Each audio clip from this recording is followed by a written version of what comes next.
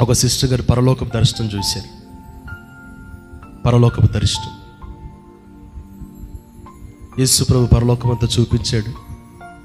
ఆ తర్వాత ఆ సిస్టర్ గారిని పట్టుకొని నరకం సైడ్ తీసుకొని వెళ్ళాడు.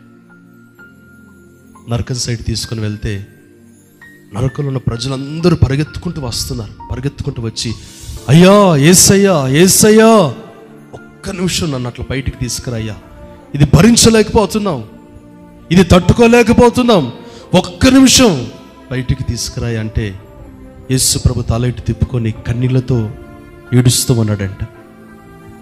ఏడుస్తూ కన్నీళ్ళు విడుస్తూ ఉన్నాడు. అప్పుడు ఆ సిస్టర్ పక్కనే ఉండి, అయ్యా మీరెందుకు ఏడుస్తున్నారయ్యా, ఎందుకు కన్నీళ్ళు విడుస్తున్నారు? పాపం చేసింది వాళ్ళు కదా, సినిమాలు చూసింది వాళ్ళు కదా, వ్యభిచారం చేసింది వాళ్ళు కదా, తప్పుడు బోధన నడిపించబడింది వాళ్ళు కదా, ఎన్నిసార్లు మీరు గద్దించిన వాక్యం ద్వారా వారు లోపడలేదు, పాపం చేసింది వాళ్ళైతే మీరెందుకు ఏడుస్తున్నారు?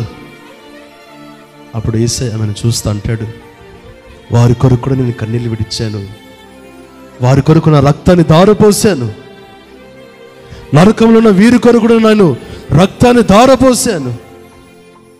ఈ రోజు వరకు కూడా భూమి మీద ఉన్న వారి కొరకు ఇదిగో నా తండ్రి సింహాసనం ఎదుట మోకరించి మీ అందరి కొరకు ప్రార్థన చేస్తానని చెప్పాడంట. చూసారా, నరకంలో పరిగెత్తుకుంటూ వస్తే ఒక్క క్షణం కూడా వారిని పక్కకు తీయడానికి అవకాశం లేదు. వాళ్ళని చూసి కూడా యేసయ్య ఏం చేస్తున్నాడండి, ఏడుస్తున్నాడు. కానీ ఏం చేయలేదు.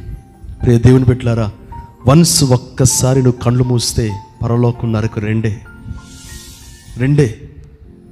ఇంకా పాప బ్రతుకుందా మార్చుకో. అక్కడికి వెళ్ళి నువ్వు ఎంత ప్రయాసపడ్డా, ఎన్ని కేకలు వేసినా నిన్ను ఎవ్వరూ అక్కడి నుండి ఇక్కడికి తీసుకురాలేరు.